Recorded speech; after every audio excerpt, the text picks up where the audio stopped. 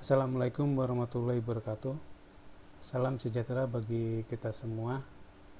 Dalam kesempatan hari ini kita memasuki mata kuliah yang namanya adalah aplikasi komputer dan multimedia.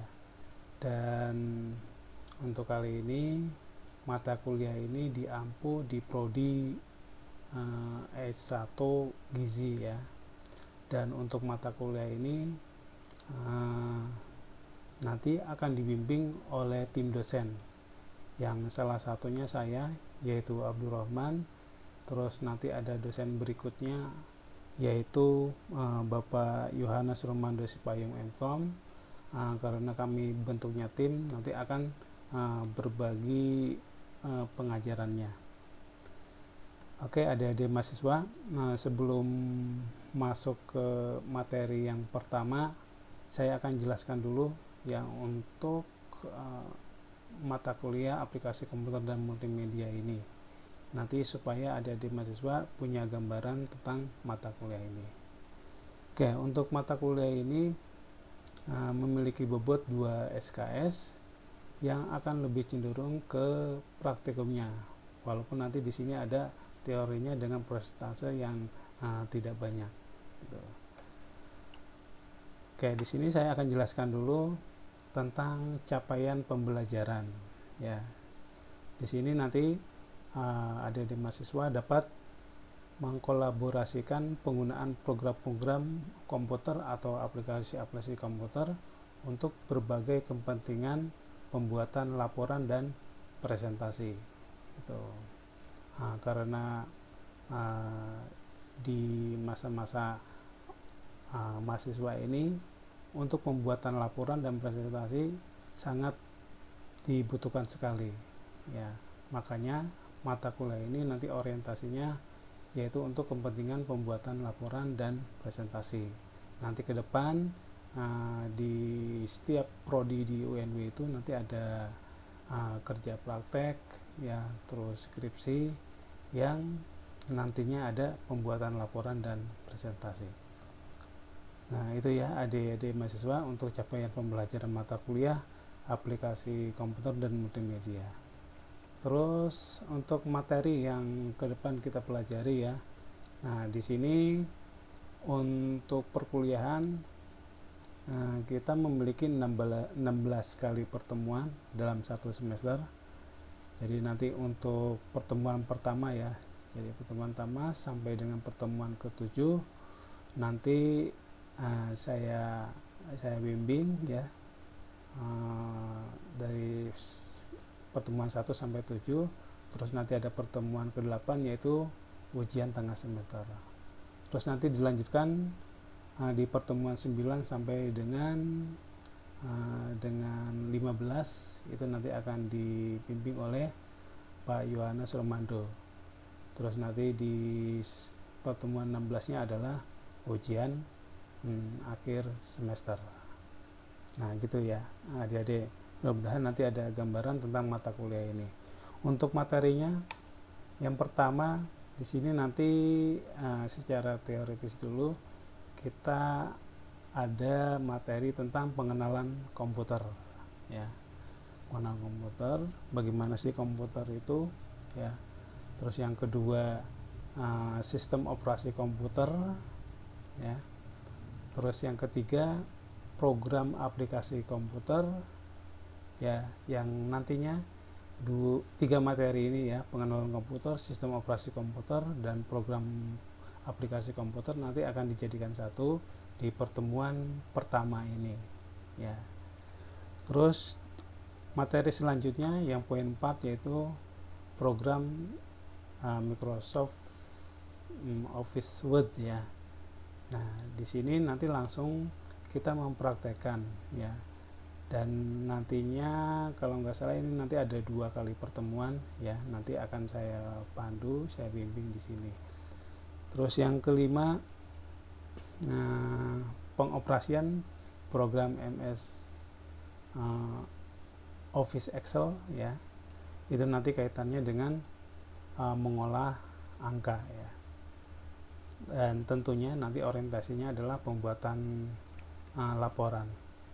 Terus yang keenam, di sini ada Office PowerPoint. Nah, ini juga nanti ada kaitannya dengan pembuatan presentasi.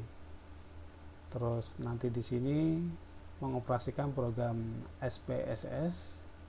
Ya, ini nanti kemungkinan akan dibimbing oleh Pak Yohanes Romando ya.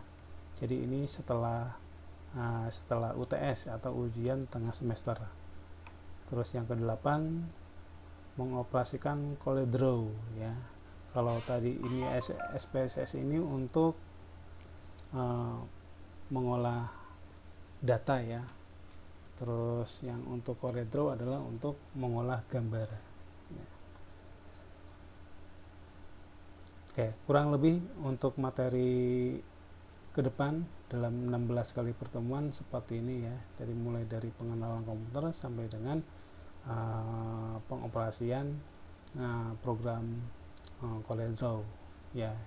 Yang di sini intinya adalah kita mengenal program komputer untuk pengolahan laporan maupun presentasi, dan sekaligus ada kaitannya dengan multimedia. Ya, itu ya adik-adik mahasiswa. Saya lanjut ke ini ya, ke pertemuan yang pertama, yaitu tentang pengenalan komputer, sistem operasi komputer, dan program aplikasi komputer. Ya. Yang pertama, pengenalan komputer dulu ya. Mungkin adik-adik mahasiswa sudah tahu ya komputer itu seperti apa ya. Kalau kita melihat dari bentuknya, entah itu yang berbentuk PC ya atau desktop, atau berbentuk mobile ya, atau istilah lain itu adalah laptop atau notebook ya. Ini istilah yang saya buat ya, di luar dari teori-teori yang sudah ada ya. Jadi di sini adalah komputer merupakan perangkat keras ya atau hardware, dan perangkat lunak atau software yang digunakan manusia untuk mempermudah kegiatan manusia ya, kegiatan manusia. Itu definisi yang biasanya di luar dari teori-teori yang sudah ada, tapi ini sangat umum sekali gitu ya. Ya, itu pengertiannya kurang lebih ya. Terus di dalam pengertian itu, di situ ada hardware, ada software, dan ada manusia. Manusia ini disebut sebagai brandware, dan tiga komponen ini tidak terlepas dari perangkat komputer ya. Jadi nanti kalau ada perangkat kerasnya, ada perangkat lunaknya, kalau tidak ada manusianya, komputer itu tidak bisa difungsikan ya. Oke. Untuk hardware ya. Oke.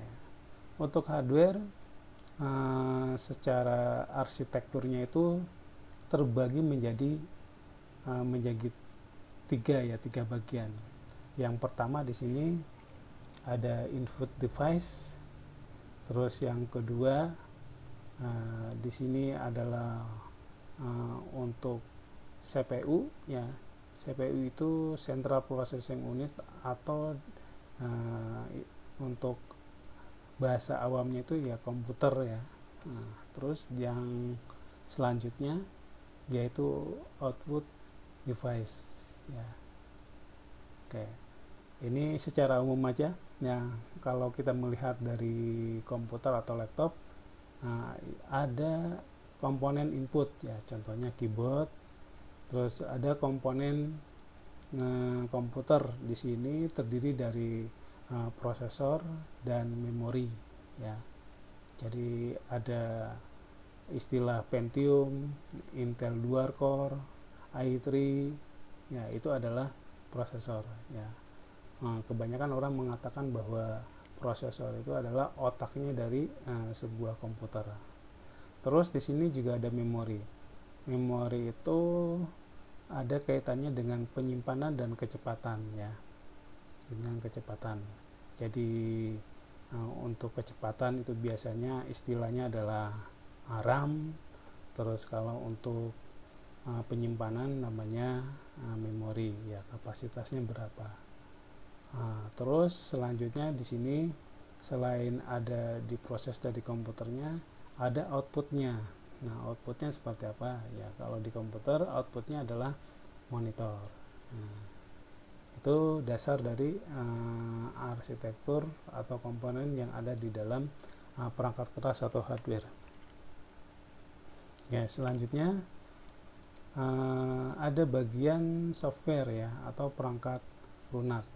Nah, software ini juga nanti terbagi menjadi dua.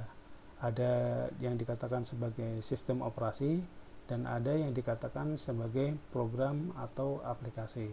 Jadi ada dua ini. Ya, itu kaitannya dengan software. Nah, kita bahas satu persatu ya, kaitannya dengan hardware dan software ya. Nah, ini yang saya singgung tadi untuk komputer ya, komputer PC atau desktop ya. PC itu personal komputer ya, jadi komputer yang biasa digunakan di rumah-rumah atau di perkantoran ya. Itu. Nah, modelnya seperti ini. Dan di sini akan terdiri dari ketiga arsitektur ini ya. Jadi di sini ada input, ada prosesor, komputer, memori, dan ada output ya. Jadi nanti kalau kita lihat di sini, nah inputnya keyboard, outputnya ini apa? LCD atau monitor, dan ini adalah untuk prosesnya ya. Jadi prosesornya, memorinya ada di sini semua. Gitu. Nah, di sini juga ada mouse ya. Mouse juga adalah merupakan salah satu komponen dari input gitu ya. Oke, gitu kaitannya dengan hardware ya. Oke. Bagaimana dengan smartphone atau HP ya? Smartphone HP. Nah, smartphone juga kalau secara elektronika itu juga termasuk dari komputer ya, atau arsitektur komputer, karena terdapat 3 bagian, yaitu ada input, ada prosesor, memori, dan ada output ya.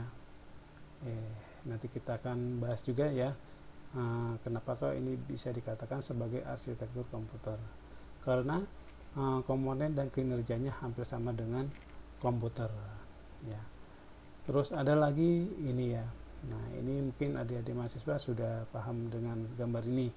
Ini adalah PlayStation ya. Nah, PlayStation. Di sini juga merupakan salah satu arsitektur dari komputer ya. Tuh.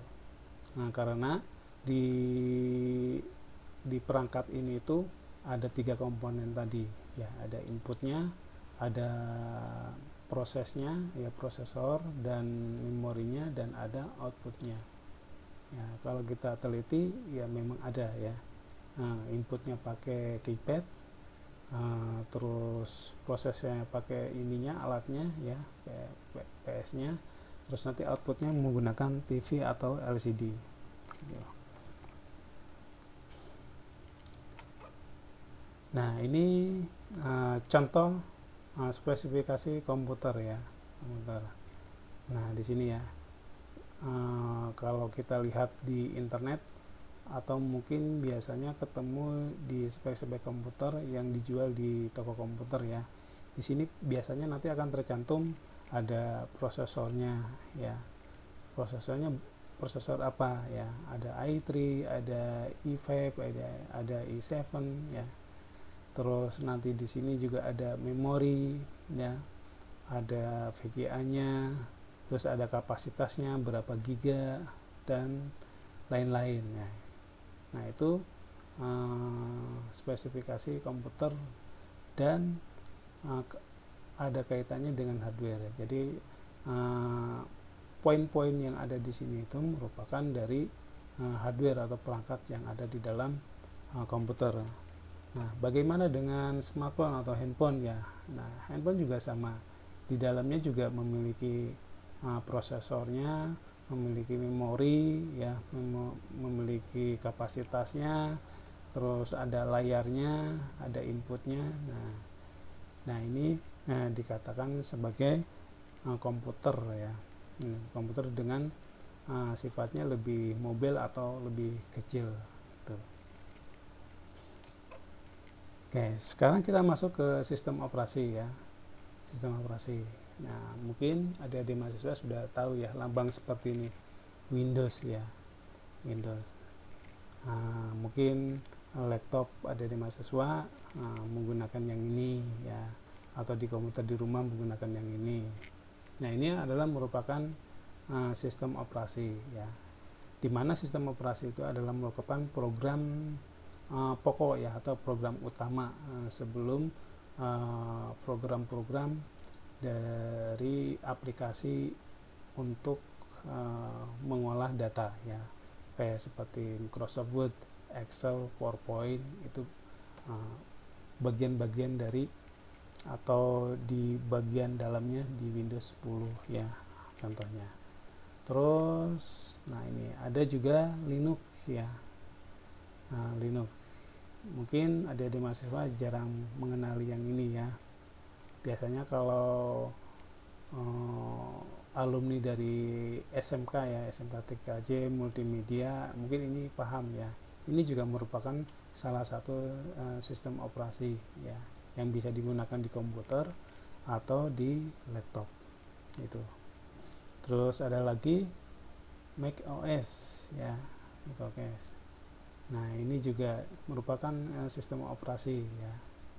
Nah, ini juga biasanya jarang ditemui di Indonesia ya. Nah, yang familiar ya menggunakan Windows ini ya. Yang terbaru ini adalah versi yang 10 gitu. Ini sistem operasi yang yang diinstalasi di dalam komputer atau laptop gitu ya. Nah, bagaimana dengan yang mobile ya? Nah, ini mobile. Di smartphone juga ada Windows Mobile ya, Windows Mobile. Nah, ini satu produk dengan Windows yang ada di dalam komputer atau laptop. Gitu. Nah, ini yang paling terkenal ya, yaitu sistem operasi Android ya. Ini merupakan cikal bakalnya dari ini ya, atau mungkin ada kaitannya dengan produksi dari softwarenya ya. Awalnya dari Linux, terus dikembangkan lagi menjadi mobile, namanya adalah aplikasi Android itu. Terus ada lagi nih, iPhone ya. iPhone awalnya berasal dari Mac OS gitu. Nah, kalau kita lihat dari ketiga ini, kalau kita yang biasa menggunakan Windows 10,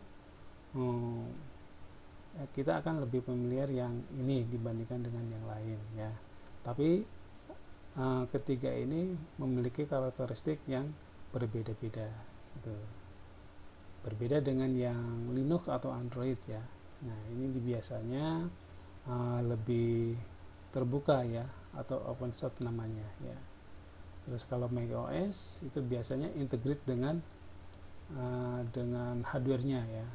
Jadi tidak terpisah untuk programnya ya. Jadi ini jadi satu dengan perangkatnya.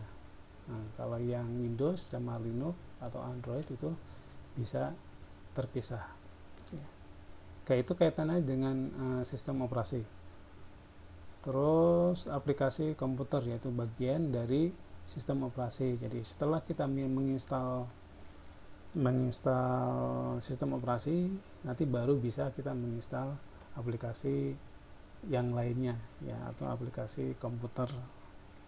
Nah, untuk aplikasi komputer ya terbagi menjadi dua ya, yaitu yang berbasis desktop dan berbasis mobile ya. Nah, ini saya tunjukkan gambarnya. Yang berbasis desktop itu maksudnya yang berbasis komputer atau laptop ya. Contohnya di sini yang kita akan pelajari ada Microsoft Word, Excel, PowerPoint, SPSS, dan CorelDRAW. Terus yang kedua yang berbasis web ya. Berbasis web itu nah ini ya, banyak sekali ya. Nah, di sini ada Google, ada Yahoo, ada Drive, ya. Itu yang dikatakan sebagai aplikasi yang berbasis web. Nah, terus perbedaannya seperti apa ya? Nah, kalau kita lihat ya secara sepintas, kalau di desktop itu berarti sudah tertanam di dalam komputer atau di laptop ya. Jadi perlu adanya instalasi sebelum kita menggunakan aplikasinya itu. Berbeda dengan berbasis web ya. Berbasis web biasanya dia cenderung untuk proses aksesnya secara online ya. Jadi diperlukan koneksi internet, baru bisa aplikasinya terbuka. Contohnya Google, dari Gmail, dari Drive ya, itu akan bisa terbuka ketika komputer kita sudah terkoneksi internet dan tanpa perlu adanya instalasi tambahan ya, seperti yang ada di dalam desktop ya. Oke, itu kaitannya dengan aplikasi komputer. Nah, di dalam smartphone juga sama ya. Di dalam smartphone juga sama, ada yang berbasis desktop, ada yang berbasis web. Kalau kita bercerita di sistem operasi Android, berarti yang sifatnya desktop itu berarti yang sudah diinstalasi ya, yang melalui Google Play Store ya. Jadi kita mendownload dulu, terus kita menginstalnya dan akhirnya akan menempel di dalam layarnya ya, dan tertanam secara permanen. Nah, berbeda dengan yang berbasis web ya. Berbasis web kita harus membuka Google Chrome-nya dulu ya, atau Mozilla-nya dulu di dalam smartphone. Oke, itu ada di mahasiswa kaitannya dengan aplikasi komputer ya. Oke, kurang lebih itu kaitannya dengan materi yang pertama, yaitu pengenalan komputer ya. Terus tadi ada sistem operasi ya.